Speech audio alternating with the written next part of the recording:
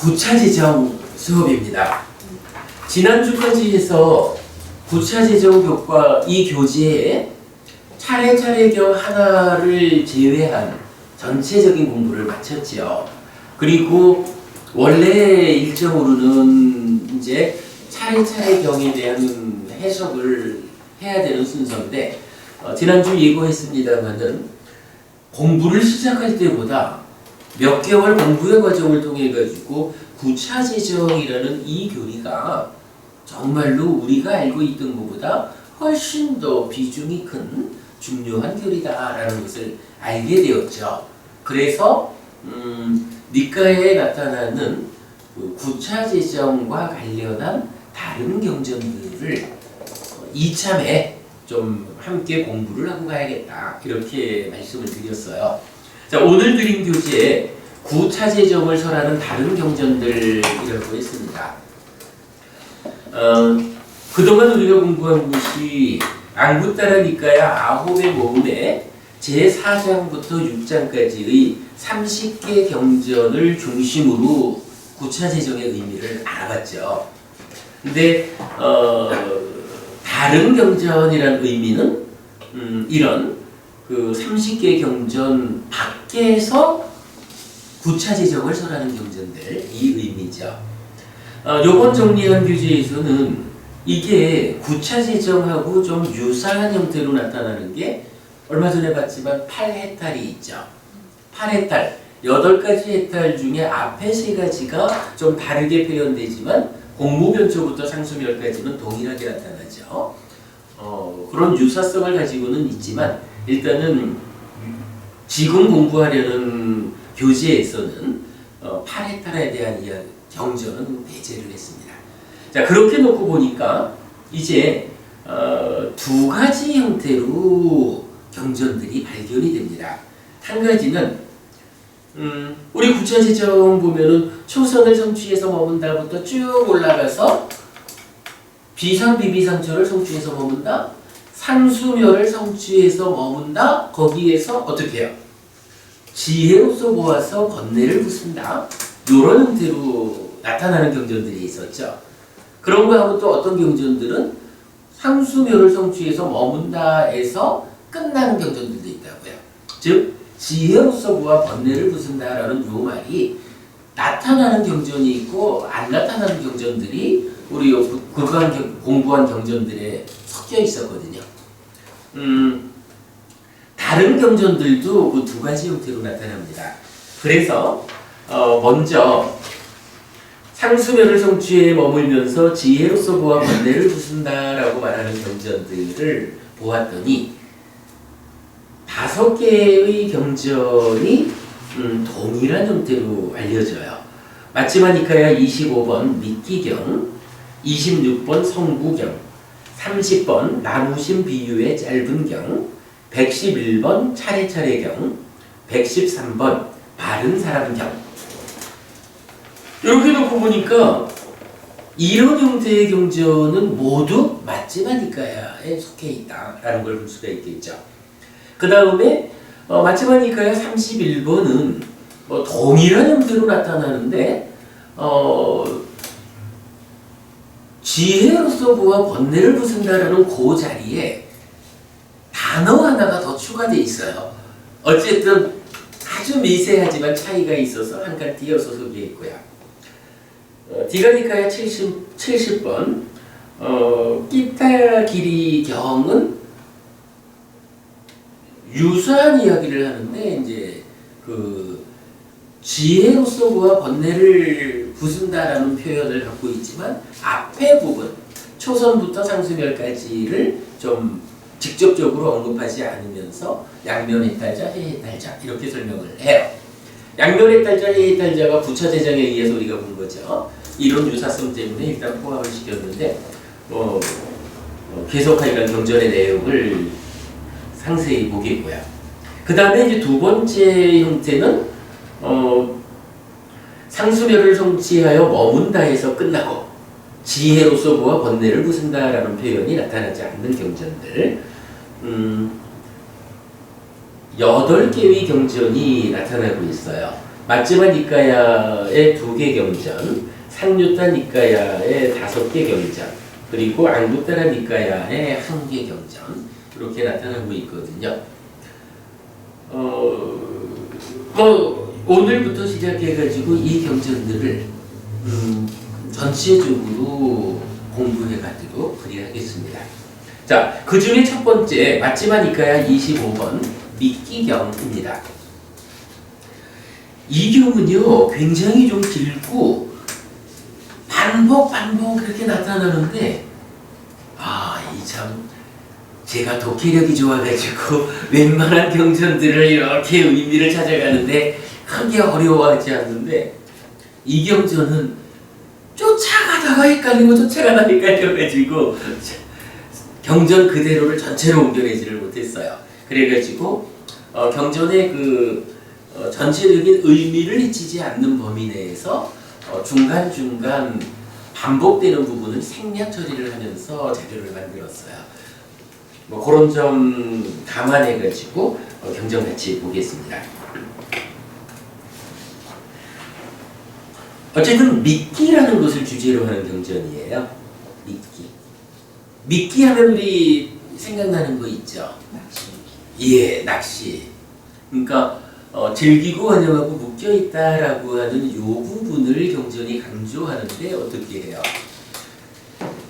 물고기가 물에서 자유롭게 헤엄치고 다니는데 낚시꾼이 낚시에다가 지렁이를 한 마리 탁 껴가지고 던져놓으면 지렁이만 보고 낚시 바늘을 보지 못하고는 탁 물잖아요. 방법은요? 물고기가 지렁이를 꿰고 있는 낚시 바늘을 보지 못하고 덥석 무는 순간 어떤 일이 생기나요? 우리가 그건 그렇게 표현했죠. 물고기의 삶은 끝장난다. 물고기의 삶이 끝장난다라고 말하는 그 핵심되는 자리를 부처님은 즐기고 환영하고 묶여있다라고 하는 요 우리 내면 영역에서 난디를 만들어 가래가 형성되는 요 과정, 거기에다가 두고 있어요. 지금 우리 부차지정에서는 직접적으로 그 부분을 언급하지는 않지만 이제 미끼라고 하는 이 단어를 제목으로 하는 경전이 있는 거예요. 자, 같이 보겠습니다. 이와 같이 나는 들었다. 한때 세종께서는 사와티에서 제타숲의 아나타핀디카 원림에 머무셨다. 거기서 세종께서는 비구들이여라고 비구들을 부르셨다. 세종이시여라고 비구들은 세종께 응답했다. 세종께서는 이렇게 말씀하셨다. 비구들이여, 사슴사냥꾼은 사슴의 무리에게 미끼를 놓으면서 내가 놓은 이 미끼를 사슴의 무리들이 먹고 오래 살고 늠름하게 오래오래 번창하라 라고 하지 않는다. 그런 마음으로 무언가를 던져놓는다 그러면 미끼 삼아가지고 꿰어 놓지 않을 거예요. 그냥 먹을 거를 던져놓지. 비구들이여, 사슴사냥꾼은 사슴의 무리에게 미끼를 놓으면서 내가 이 미끼를 놓으면 사슴의 무리들이 잠입해 들어와서 넋을 놓고 이것을 먹을 것이다. 그들은 이곳에 잠입하여 넋을 놓고 이것을 먹고서는 취해버릴 것이다.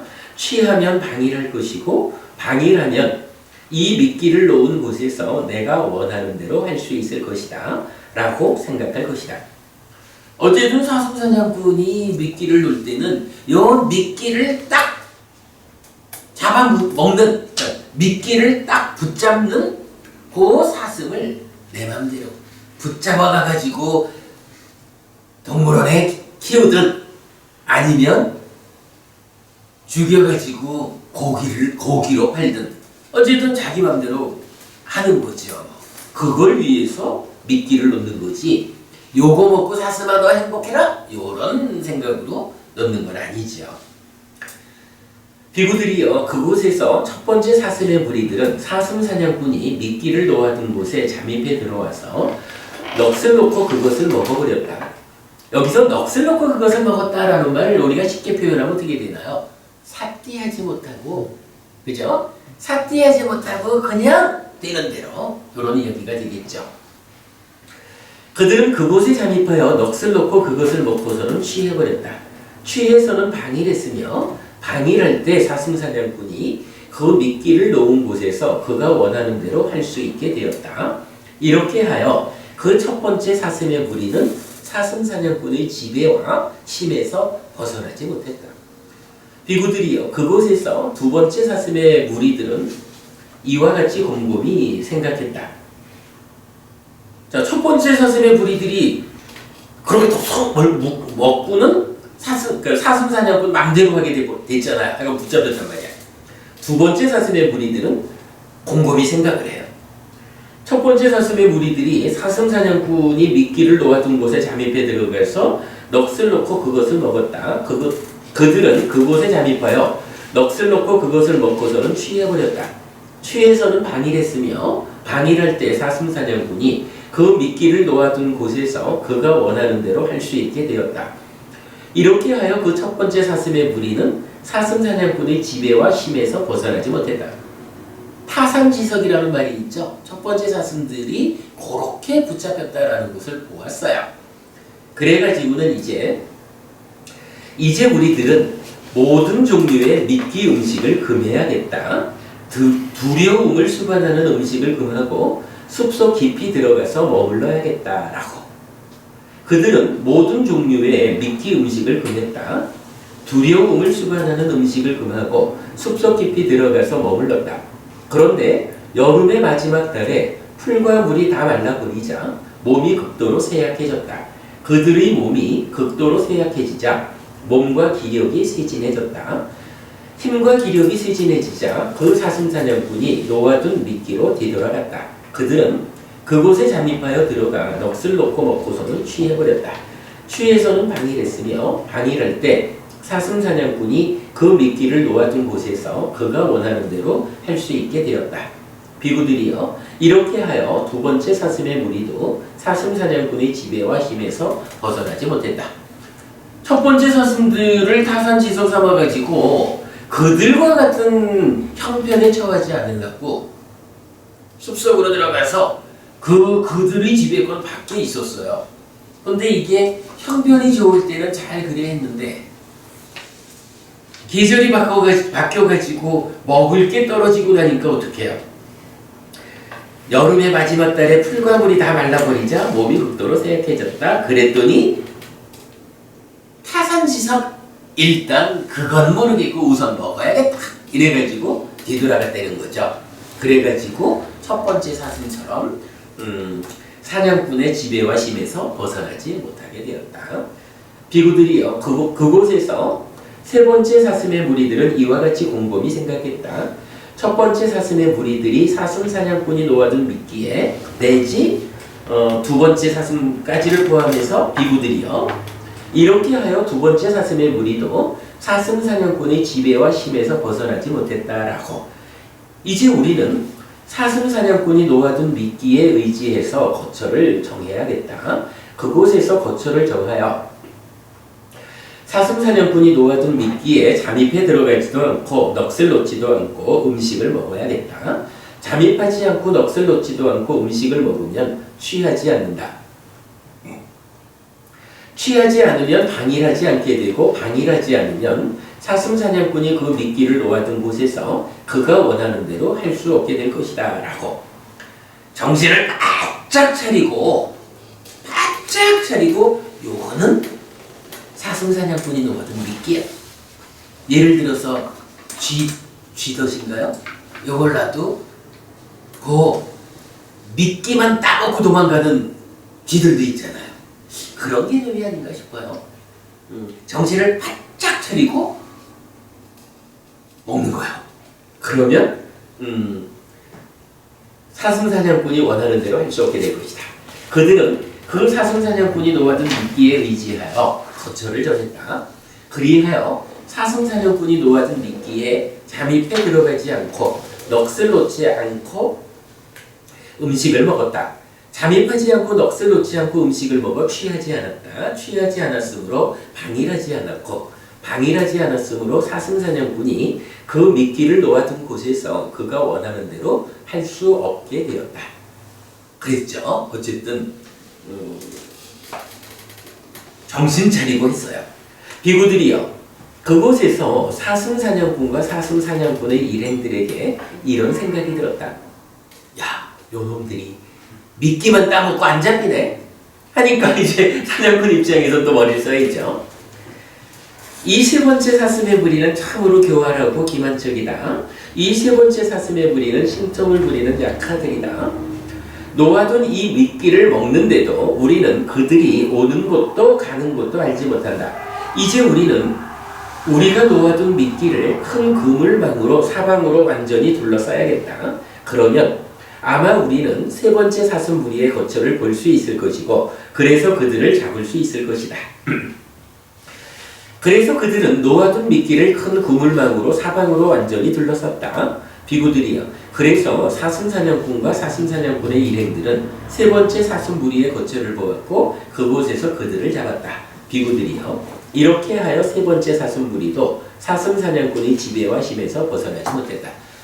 정신 말싹 차리고 아주 얕게 해가지고 미끼만 딱 따먹고 도망치는, 거기까지는 잘했는데, 이제 사냥꾼 입장에서는 니들이 그런단 말이지, 그렇다면 우리도 조금 더 꾀를 쓰지 뭐, 이래가지고는 일단 정신 차리고 미끼를 딱 따먹는다라고 가까이 오면 일단은 전체를 그물망으로 둘러싸가지고 들어왔어!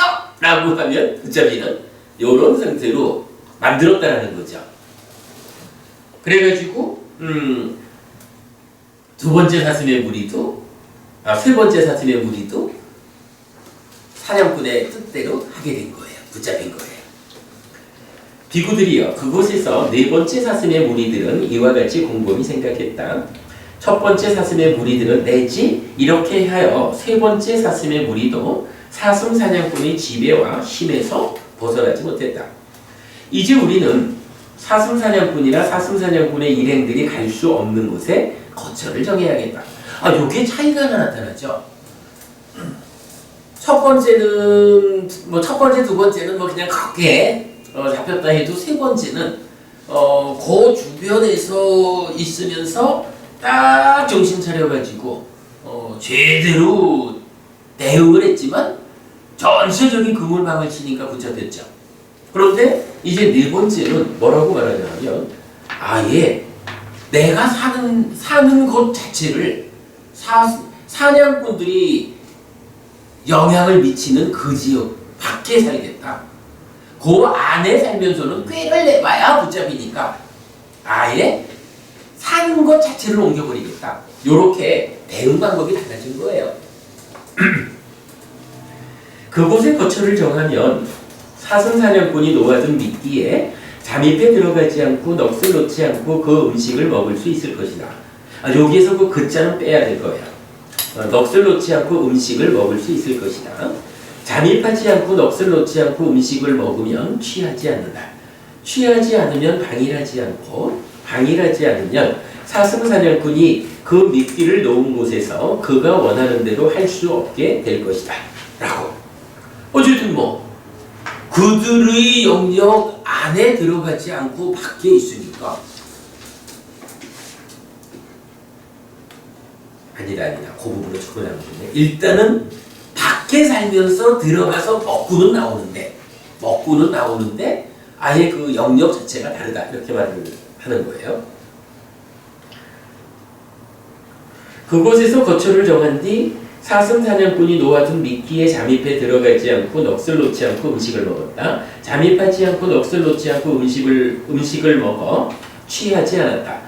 취하지 않았으므로 방일하지 않았고 방일하지 않았으므로 사슴사냥꾼이 그 미끼를 놓은 곳에서 그가 원하는 대로 할 수 없게 되었다. 비구들이여, 그곳에서 사슴사냥꾼과 사슴사냥꾼의 일행들에게 이런 생각이 들었다. 이 네 번째 사슴의 무리는 참으로 교활하고 기만적이다. 이 네 번째 사슴의 무리는 신통을 부리는 약하들이다. 놓아둔 이 미끼를 먹는데도 우리는 그들이 오는 곳도 가는 곳도 알지 못한다. 이제 우리는 우리가 놓아둔 미끼를 큰 그물망으로 사망으로 완전히 둘러싸야겠다. 그러면 아마 우리는 네 번째 사슴무리의 거처를 볼 수 있을 것이고 그래서 그들을 잡을 수 있을 것이다 라고. 그래서 그들은 노아 등 미끼를 큰 그물망으로 사방으로 완전히 둘러쌌다. 요 내용은 세 번째 사슴무리를 잡을 때하고 동일하죠. 동일하게 최선을 다하는 방법을 썼는데 이제 문제는 사슴무리가 셋째 무리하고 넷째하고 무리가 사슴의 대응이 달라진 거죠. 그래가지고 비구들이요. 그러나 사슴사냥꾼과 사슴사냥꾼의 일행들은 네 번째 사슴무리의 거처를 보지 못했다. 그래서 그들은 잡지 못했다. 그죠? 대응이 달라지니까 그 방법으로도 못한 거예요. 비구들이요. 그곳에서 사슴사냥꾼과 사슴사냥꾼의 일행들에게 이런 생각이 들었다. 만일 우리가 네 번째 사슴무리를 위협하면 위협을 받은 그들은 다른 사슴들을 경계시킬 것이고 경계를 받은 그들은 또 다른 사슴들을 경계시킬 것이다. 그러면 놓여있는 이 미끼를 모든 사슴무리들이 버리고 떠날 것이다. 그러니 이제 우리는 네 번째 사슴무리를 무관심으로 대하자. 비구들이여. 사슴사냥꾼과 사슴사냥꾼의 일행들은 네 번째 사슴무리를 무관심으로 대했다. 비구들이여.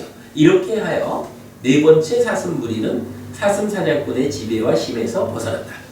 그러니까 사슴사냥꾼이 할 수 있는 최선의 방법으로도 붙잡히지 않는 멀리 벗어난 곳에 살면서 대응을 했어요. 이 비유가 앞에서 말씀드렸듯이 굉장히 좀 길고 어렵고 복잡해가지고 제가 그 의미를 상세하게 비유를 전달을 못하는 것 같은데 그래도 우리가 이런 그 비유는 비유니까 이 비유가 무슨 이야기를 하는지는 이해할 수가 있겠죠. 자, 어쨌든 이제 그렇게 비유를 하고 나서 부처님 이렇게 말씀하셔요. 비구들이여, 이 비유는 뜻을 알게 하기 위해서 내가 만든 것이다. 이것이 여기서 그 뜻이다. 비구들이여, 미끼란 다섯 가닥의 소유적 사유의 대상을 두고 한 말이다. 소유적 사유의 대상 뭐죠? 색성향 미청 요거죠. 까마 분화. 비구들이여, 사슴사냥꾼은 이 사악한 마라를 두고 한 말이다. 마라라고 하는 개념 우리가 약간 상세히 이해하기는 어렵지만 약간 개념적으로 보면 우리가 해탈된 삶으로 삶을 향상하고자 할 때 그에 반대되는 세력으로 방해하는 어떤 존재 이렇게 되는 거죠. 사슴사냥꾼은 사악한 마라를 두고 한 말이다. 사슴사냥꾼의 일행들이란 마라의 일행들을 두고 한 말이다. 비구들이여, 사슴의 무리는 사문 바라문들을 두고 한 말이다. 달리 말하면 수행자를 두고 한 말이다. 요 얘기겠죠. 비구들이여, 여기서 첫 번째 사문 바라문들은 마라가 놓아둔 미끼와 세속적인 음식에 다가가서 넋을 넣고 그 음식을 먹었다. 소유적 사유의 대상을 즐기고 그 같은 맥락에서 음식을 먹었다. 그들은 그곳에 다가가서 넋을 놓고 먹고서는 취해버렸다. 취해서는 방일했고 방일할 때 마라가 그 미끼와 세속적인 음식을 놓은 곳에서 그가 원하는 대로 할 수 있게 되었다. 비구들이여, 이렇게 하여 그 첫 번째 사문 바라문들은 마라의 지배와 힘에서 벗어나지 못했다. 비구들이여, 그들 첫 번째 사슴 무리는 바로 이 첫 번째 사문 바라문들과 같다고 나는 말한다. 비유하고 대비해서 수행자들을 부류를 나누고 있어요. 비구들이여, 그곳에서 두 번째 사문 바라문들은 이와 같이 곰곰이 생각했다. 첫 번째 사문 바라문들은 이렇게 하여 그 첫 번째 사문 바라문들은 마라의 지배와 힘에서 벗어나지 못했다. 이제 우리들은 모든 종류의 미끼 음식과 세속적인 음식을 금해야겠다. 두려움을 수반하는 음식을 금하고 숲속 깊이 들어가서 머물러야겠다. 그들은 모든 종류의 미끼 음식과 세속적인 음식을 금했다. 두려움을 수반하는 음식을 금하고 숲속 깊이 들어가서 머물렀다. 그곳에서 채소를 먹었고 수수, 니바라쌀, 가축 부스러기, 수초 등겨, 뜸을, 깻가루, 풀, 소똥을 먹었으며 야생의 풀뿌리와 열매를 음식으로 해서 살았고 떨어진 열매를 먹었다. 요거는 어떤 삶을 말하나요? 좀 약한 개념으로 보면 두타행이라 그래가지고 좀 이렇게 초라한 삶 아니면 세간에 맛있는 것, 그러니까 뭐 의식주와 약품이라는 쪽에서 세간적인 가치 있는 것들에 집착하지 않고 아주 초라하다는 말이 아니고 뭐죠? 약간 두타행이라는 의미를 우리가 이렇게 알죠. 그런가 하면 이게 좀 더 적극적인 의미로는 뭔가요? 고행을 하는 거죠. 경전들에 보면은 고행을 설명하는 다양한 방법 중에 이렇게 요런 음식들을 먹는 그런 고행을 하는 방법들이 나타났죠. 자, 그런데 여름의 마지막 달에 풀과 물이 다 말라버리자 몸이 극도로 쇠약해졌다. 그들의 몸이 극도로 쇠약해지자 몸과 기력이 쇠진해졌다. 몸과 기력이 쇠진해지자 의지를 버렸다. 의지를 버리고는 그 마라가 놓아둔 미끼와 세속적인 음식으로 되돌아갔다. 그들은 그곳에 다가가 넋을 놓고 음식을 먹었다. 그들은 그곳에 다가가 넋을 놓고 먹고서는 취해버렸다.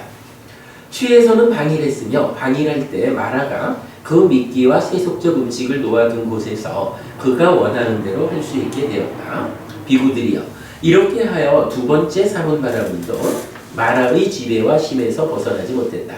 비구들이여 그들 두 번째 사슴무리는 바로 이 두 번째 사문 바라문들과 같다고 나는 말한다. 제가 조금 전에 참 설명을 하나 잘못했나요? 이건 그냥 단순히 고행으로 봐야지 두타행으로 보면 안 됩니다. 왜냐하면 두타행은 탁발해서 먹는 삶을 살거든요. 여기는 지금 탁발이 아니라 완전히 숲속에 들어가서 자연적인 열매들을 따 먹고 사는 그런 거니까 두타행은 뺍니다. 비구들이여 그곳에서 세 번째 사문 바라문들은 이와 같이 곰곰이 생각했다. 첫 번째 사문 바라문들은 두 번째 사문 바라문들은 이렇게 하여 두 번째 사문 바라문들도 마라의 지배와 힘에서 벗어나지 못했다라고. 이제 우리는 마라가 놓아둔 미끼와 세속적인 음식에 의지하여 거처를 정해야겠다. 그곳에서 거처를 정한 뒤 마라가 놓아둔 미끼와 세속적인 음식에 다가가지 않고 넋을 놓지 않고 그 음식을 먹어야겠다. 다가가지 않고 넋을 놓지 않고 음식을 먹으면 취하지 않는다. 취하지 않으면 방일하지 않게 되고 방일하지 않으면 마라가 그 미끼와 세속적인 음식을 놓은 곳에서 그가 원하는 대로 할 수 없게 될 것이다. 두 번째 수행자들은 이 세속적인 음식 요 표현에서 어떻게 해요? 세간의 삶을 벗어나가지고 숲속에 들어가서 고행을 했죠. 그런데 여기 세 번째 비구는 이제 세속적인 음식, 뭐 탁발을 해서 생계를 유지하는 뭐 이런 세간의 영역을 벗어나는 건 아니죠. 그런데 아까 우리가 봤듯이 정신 차려가지고 삿띠 해가지고 살아감으로써 뭐 이런 개념이 되겠죠. 그런데 문제는 이들이 어떤 수행자들이냐 하면 그들은 이런 견해를 가진 자들이었다. 즉 세상은 영원하다라거나 세상은 영원하지 않다라거나 세상은 유한하다라거나 세상은 무한하다라거나 생명이 바로 몸이다라거나 생명과 몸은 다른 것이다라거나 열애는 사후에 존재한다라거나 열애는 사후에 존재하지 않는다라거나 열애는 사후에 존재하기도 하고 존재하지 않기도 한다라거나 열애는 사후에 존재하는 것도 아니고 존재하지 않는 것도 아니다라는 견해를 가졌다. 요거 14무기라고 하는 거죠. 이 10가지 견해에 대해서 부처님이 답하지 않는 이유는 그것이 어떤 확정적인 한 가지로 결정되는 것이 아니기 때문에 답하지 않죠. 무명과 가래라고 하는 이 영향권 안에서는 답을 할 수 없는 거잖아요. 그런데 이렇게 10가지를 확정적으로 견해를 가졌다라는 건 뭐예요? 삿된 견해를 가졌다라는 거죠. 정견이 아니라 사견을 가진 사람들이다라는 거예요. 그러니까 세간으로 들어가서 탁발을 해서 음식을 먹고 이러면서도 사실은 견해가 잘못된 사람들이다. 이렇게 말하는 거죠. 비구들이요 이렇게 하여 그들 세 번째 삼은 바라문들도 마라의 지배와 힘에서 벗어나지 못했다. 삭된 견해를 가졌기 때문에 해탈된 삶으로 올바로 나아가지 못했다. 비구들이요 그들 세 번째 사슴 무리는 바로 이 세 번째 삼은 바라문들과 같다고 나는 말한다. 비구들이요 그곳에서 네 번째 삼은 바라문들은 이와 같이 곰곰이 생각한다. 첫 번째 삼은 바라문들은 두 번째 삼은 바라문들은 세 번째 삼은 바라문들은 이렇게 하여 그들 세 번째 삼은 바라문들도 마라의 지배와 힘에서 벗어나지 못했다. 이제 우리는 마라와 마라의 일행들이 갈 수 없는 곳에 거처를 정해야겠다. 하여간 그들의 힘이 미치지 않는 곳에 내 삶의 토대를 삼겠다. 이거죠. 그곳에 거처를 정하면 마라가 녹아둔 미끼와 세속적인 음식에 다가가지 않고 넋을 놓지 않고 음식을 먹을 수 있을 것이다. 다가가지 않고 넋을 놓지 않고 음식을 먹으면 취하지 않는다. 취하지 않으면 방일하지 않게 되고 방일하지 않으면 마라가 그 미끼와 세속적인 음식을 놓은 곳에서 그가 원하는 대로 할 수 없게 될 것이다. 그들은 마라나 마라의 일행들이 갈 수 없는 곳에 거처를 정했다. 그곳에서 거처를 정한 뒤 마라가 녹아든 미끼와 세속적인 음식에 다가가지 않고 넋을 놓지 않고 음식을 먹었다. 다가가지 않고 넋을 놓지 않고 음식을 먹어 취하지 않았다. 취하지 않았으므로 방일하지 않았고 방일하지 않을 때 마라가 그 미끼와 세속적인 음식을 놓은 곳에서 그가 원하는 대로 할 수 없게 되었다. 이 비구들도 세간에 들어가서 탁발을 해서 먹잖아요. 탁발을 해서 먹는데도 불구하고 이들은 어쨌냐 하면 세속적인 음식에 다가가지 않았다. 미끼와 세속적 음식에 다가가지 않았다. 이건 뭐예요? 밥에 가까이 가지 않았어? 탁발하지 않았어? 이 얘기는 아니죠. 어떻게 다가가지 않았다는 거예요? 내 마음이 그쪽으로 가서 머물지 않았다. 집착하지 않았다. 요 얘기를 하는 거죠. 똑같이 색성향 미척이라는 까마고기와 함께 살아가고 세속에 가가지고 탁발해서 음식을 먹지만 마음은 그곳으로 다가가지 않았다. 집착하지 않았다. 이렇게 말해주는 거죠. 비구들이여 이와 같이 네 번째 삼은 바라문들은 마라의 지배와 힘에서 벗어났다. 그들 네 번째 사슴 무리는 바로 이 네 번째 삼은 바라문들과 같다고 나는 말한다. 삶을 양상하도록 해탈된 삶을 실현하도록 나아가지 못하게 방해하는 존재로서의 마라. 그 마라의 지배 힘에서 벗어났다. 달리 말하면 뭐예요? 삶을 향상했다. 해탈된 삶을 실현했다. 이렇게 말하는 거죠. 그리고는 이제 이렇게 비유와 네 단계의 수행자의 삶을 설명하고는 이제 이 경전의 본 의미가 나타나요. 이제 경전은 이렇게 말해요. 비구들이여 그러면 어느 곳이 마라와 마라의 일행들이 갈 수 없는 것인가? 그죠? 네 번째 사문바라문은 셋째 사문바라문과의 차이가 그거죠. 마라가 갈 수 없는 곳에 거처를 정한다. 그런 그들이 영향을 미치지 않는 곳에 내가 살겠다. 이렇게 말하는 건데 이제 중요한 개념은 어디가 그런 자리냐. 이 부분을 이제 부처님 이 경전의 핵심적인 주제로 말하는 거예요. 비구들이요. 여기 비구는 소유적 사유들로부터 벗어나고 불성법들로부터 벗어나서 윗닦아가 있고 윗자라가 있고 떨쳐버림에서 생긴 기쁨과 즐거움으로 초성을 성취하여 먹는다. 비구들이요. 이를 일러 비구는 마라를 눈멀게 했다. 마라의 눈을 빼버려 그 사악한 마라가 볼 수 없는 족적이 닿지 않는 곳으로 가버렸다라고 한다. 그러니까 이 얘기죠. 주제가 뭐냐 하면 마라가 갈 수 없는 곳, 거기가 어디냐? 이래 놓고는 초선을 성취했다. 초선을 성취한 그 자리가 거기다. 마라가 갈 수 없는 곳이다. 이렇게 말하는 거죠. 그리고는 마라가 갈 수 없는 초선을 성취해서 머무는 요 상태를 어떻게 말해요? 비구는 마라를 눈멀게 했다. 눈멀게 했다 뭐죠? 보지 못하게 했다. 이거죠. 마라가 나를 보지 못하면 어때요? 나한테 해코지를 못할 거 아니야. 그죠? 눈멀게 했다라는 것으로 벗어난다는 개념이죠. 아예 마라의 눈을 빼버려 가지고 그 사악한 마라가 볼 수 없는 족적이 없는 곳으로 가버렸다라고 해요. 그리고는 형제는 어떻게 하겠어요? 초선만 이럴까요? 아니죠. 구차재정이 바로 그거다라는 주제니까 이제 넘어가가지고 다음 페이지로 가보죠. 그러니까 쭉 가가지고 이제 비구들이요. 다시 비구는 무소유절을 완전히 초월하고 비상비비상절을 성취하여 머문다. 비구들이요. 이를 일러 비구는 마라를 눈멀게 했다. 마라의 눈을 빼버려 그 사악한 마라가 볼 수 없는 족적이 없는 곳으로 가버렸다라고 한다. 비상비비상절까지 왔어요. 비구들이요. 다시 비구는 비상비비상절을 완전히 초월하고 상수멸을 성취하여 머물면서 지혜로서 보아 번뇌를 멸진한다. 비구들이요. 이를 일러 비구는 마라를 눈멀게 했다. 마라의 눈을 빼버려 그 사악한 마라가 볼 수 없는 족적이 없는 곳으로 가버렸고 세상에 대한 집착을 건넜다라고 한다. 자, 마라가 갈 수 없는 곳이 구차재정인데 이 중에 초선부터 비상비비상절까지는 어떻게 설명되어 있죠?